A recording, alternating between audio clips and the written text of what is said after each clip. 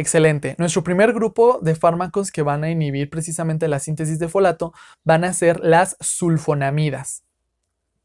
Este grupo de fármacos son moléculas que estructuralmente son muy parecidas o son análogos del ácido paraminobenzoico o del PABA, que como mencionábamos en el video anterior, es uno de los precursores indispensables para la síntesis del tetrahidrofolato. ¿Sale? En cuestión de sus propiedades físico-químicas, farmacológicas y antibacterianas, prácticamente van a ir diferenciándose precisamente por la adición de diferentes grupos sustituyentes en la estructura, como podemos observar, ¿no? Vean en la diapositiva como en la parte derecha tenemos la estructura del PABA y como del lado izquierdo tenemos a una de ellas que sería la sulfonilamida, como pues son muy similares, ¿no?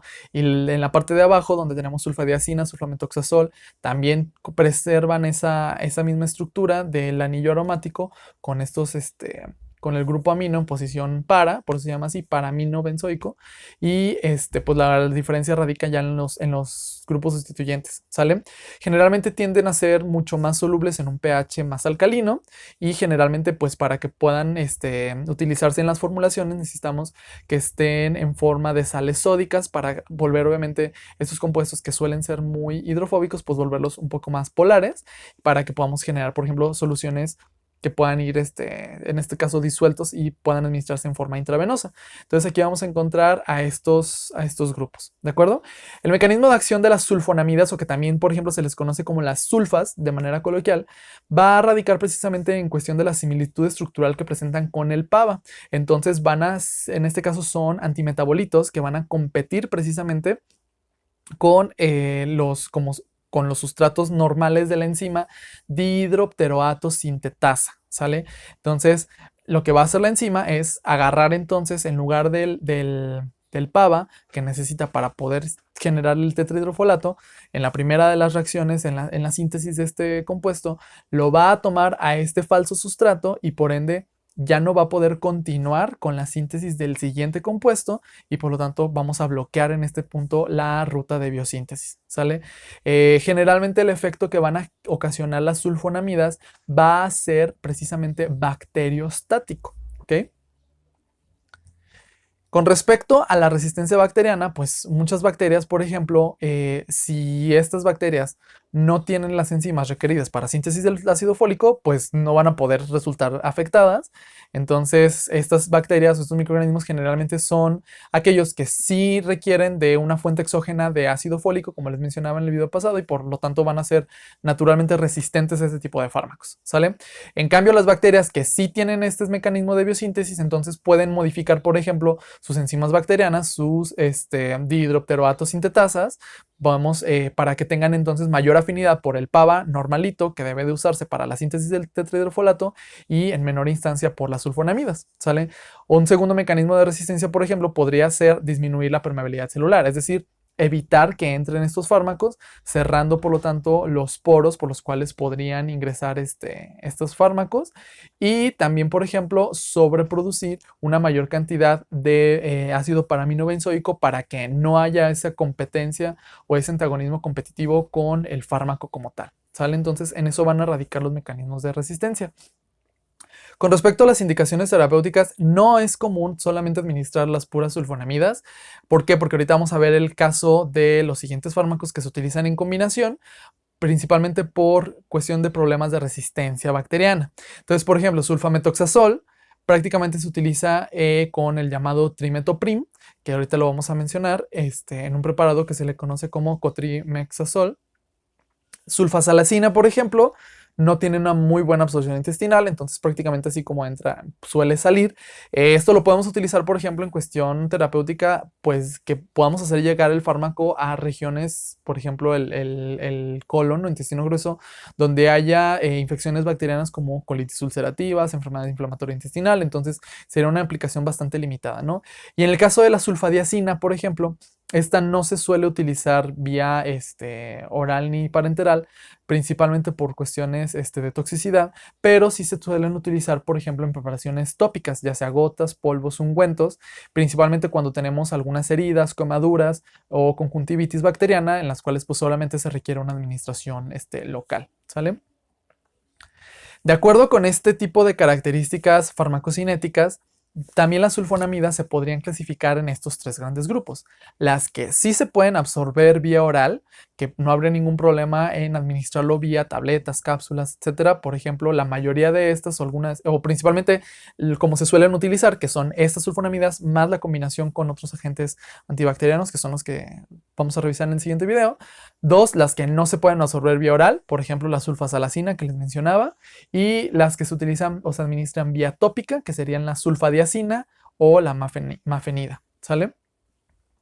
Prácticamente todas se distribuyen muy ampliamente a los tejidos, inclusive en líquido cefalorraquídeo podrían penetrar a nivel central, también en placenta.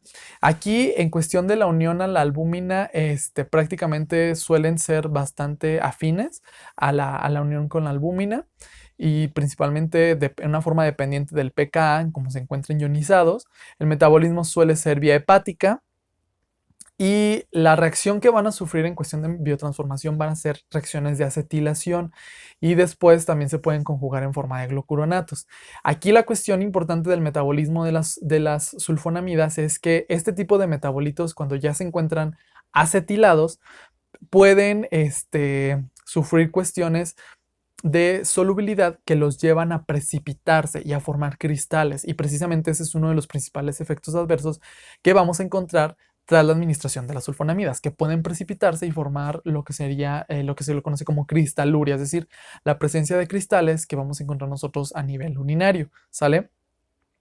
Y la excreción generalmente suele ser, por lo tanto, vía renal, y por lo tanto, los pacientes que tienen insuficiencia renal o se requiere ajuste de dosis, pues hay que realizarla, ¿no? También es importante que se puede considerar que se puede eliminar por la leche materna, ¿sale? Por lo tanto, los principales efectos adversos que vamos a encontrar con las sulfonamidas va a ser precisamente la cristaluria, por la cuestión del pH urinario, hace que se vuelvan mucho menos solubles, que precipiten y por ende pueda desarrollarse inclusive una nefrotoxicidad, ¿sale?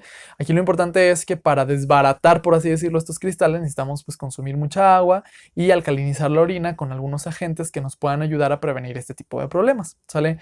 También las reacciones más comunes que se suelen presentar con las sulfonamidas son reacciones de hipersensibilidad, como rash, angioedema, etcétera.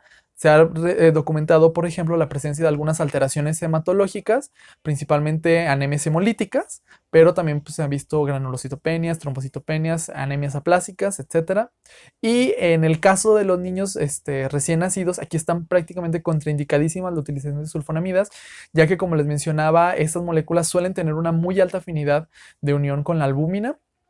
Por lo tanto, en los recién nacidos cuando se está generando las bilirrubinas, si los fármacos desplazan a la bilirrubina, que se suele unir precisamente también a la albúmina circulante, entonces deja libre esa fracción de bilirrubina, principalmente bilirrubina indirecta, la cual es altamente liposoluble y puede atravesar de manera muy fácil las membranas celulares. Esto lleva a la acumulación como tal de la bilirrubina a nivel central, lo que desencadena un trastorno denominado kernicterus, ¿sale? Que puede llegar a ser peligroso para el recién nacido, ¿sale? Entonces hay que estar monitoreando niveles de bilirrubinas cuando se utilizan este tipo de fármacos, y en el caso de los recién nacidos, dado que todavía no poseen la capacidad de metabolizar adecuadamente la bilirrubina, puede llegar a incrementarse y por lo tanto a acumularse como tal, ¿sale? Entonces esa sería una contraindicación importante de estos fármacos.